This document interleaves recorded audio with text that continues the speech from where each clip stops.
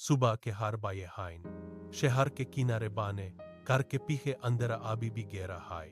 रामू अपने घर के पीछे बाने बादे तंक पास कादा हाय। उसके हाथ में डुबारी बाल्टी हाइन। वह नल खोलता हाय। पानी की तेज आवाज खामोश गली में गूंज रही हाय। रामू एक बाल्टी दो ओद में दो बाल्टी पानी मिलाता हाय। वो इस मिश्रण को तेजी से हिलाता है ताकि रंग एक जैसा हो जाए। उसका हर दिन यही काम है। सूरज निकलने से पहले वो अपना सामान तैयार कर लेता है। ग्राहक जब सुबह उसकी दुकान पर आते हैं तो वह इसे शुद्ध और गाढ़ा दूध समझ कर खरीदते हैं। रामू उन्हें दूध देता है और पैसे लेता है। किसी को भनक तक नहीं लगती कि यह दूध नहीं बल्कि पानी का एक मिश्रण है। रामू की चालाकी हर सुबह इसी तरह चलती है। वह जानता है कि लोग उसके दूध की शुद्धता पर कितना भरोसा करते हैं। एक दिन गांव का एक बुजुर्ग व्यक्ति काका रामू की दुकान पर पहुंचा। उसने 1 लीटर दूध की मांग की। रामू ने इधर उधर देखा, फिर चुपके से तंग से पानी मिलाकर दूध का बर्तन आगे बढ़ा दिया। काका ने दूध लिया और एक साफ ट्रांसपेरेंट ग्लास में पलट दिया। धूप की रोशनी उस ग्लास से होकर गुजरी। दूध का रंग बिल्कुल हल्का और सफेद पानी जैसा दिख रहा था। काका ने ग्लास को ऊपर उठाया, उसे गौर से देखा और फिर मुस्कुराकर रामू की आंखों में देखते हुए कहा, रामू, क्या तुमने दूध को पानी के साथ दोस्ती कराई है? यह सवाल सुनते ही रामू कहती थक गए। उसका चेहरा पे एला पट गया। वह घबराहट में इधर उधर देखने लगा। उसने तुरंत ग्लास वापस लिया और झूठ बोला, नहीं काका, यह तो बिल्कुल शुद्ध दूध है। काका ने कोई बहस नहीं की। काका ने ग्लास वापस रखा और धीमी आवाज में कहा, कल से मैं तुम्हारे घर के पास वाले कुआं से पानी पी लूंगा, दूध की जरूरत नहीं। अगले दिन की सुबह रामू फिर से अपनी पुरानी आदत के मुताबिक तंग के पास पहुंचा। उसने नल खोला, लेकिन पानी की जगह सिर्फ एक खोखली और सोही आवाज आई। तंग पूरी तरह खाली था। रामू ने घबराकर नल को जोर से घुमाया, पर एक बूंद पानी नहीं निकला।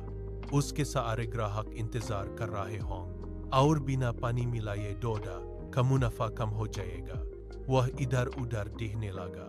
घर के पीछे से एक गंदा नाला बह रहा था, जिसमें काली और बदबूदार कीचड़ जमा था। रामू ने एक पल सोचा, फिर अपनी बाल्टी उठाई और नाली के किनारे झुक गया। उसने नाली का गंदा पानी बाल्टी में भरना शुरू किया। पानी का रंग धूसर था और उसमें कचरा तैर रहा था। रामू ने उस गंदे पानी को दूध के टंक में पलट दिया। वो जल्दी जल्दी में था। उसका हाथ कांप रहा था। तभी गली के दूसरी तरफ से एक छोटा बच्चा वहां से गुजर रहा था। बच्चे ने रुक कर देखा कि रामू क्या कर रहा है। उसने अपनी आंखें बड़ी कर लिया और एक कदम पीछे हट गया। बच्चे ने देखा कि रामू नाले का गंदा पानी दूध में मिला रहा है।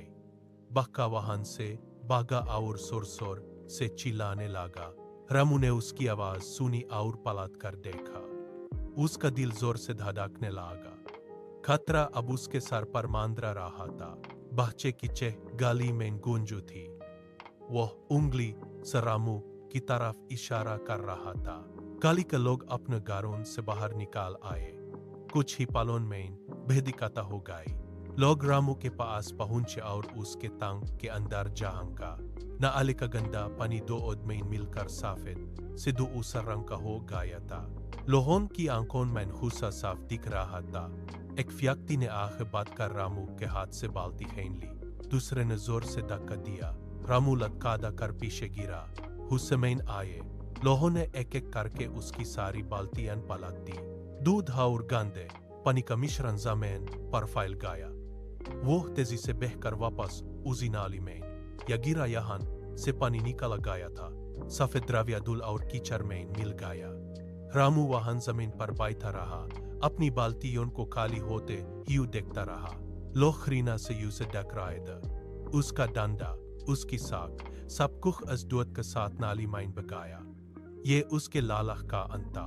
अगली सुबह रामू की दुकान पर सन्नाटा था। कोई ग्राहक दूध लेने नहीं आया।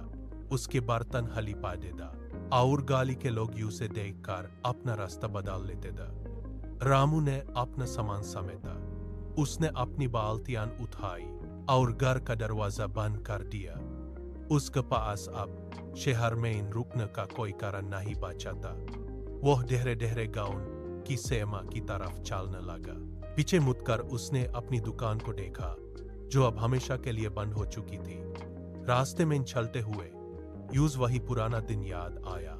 जब उसने पहली बार दूध में पानी मिलाया था, तब उसे लगा था कि ये एक छोटा सा फायदा है, लेकिन आई वही लालच उसके सर्वनाश का कारण बन गया था। उसने समझ लिया ताकि ईमानदारी के बिना कमाया गया पैसा कभी टिकता नहीं है। वो गाउन की सीमा पार कर गया।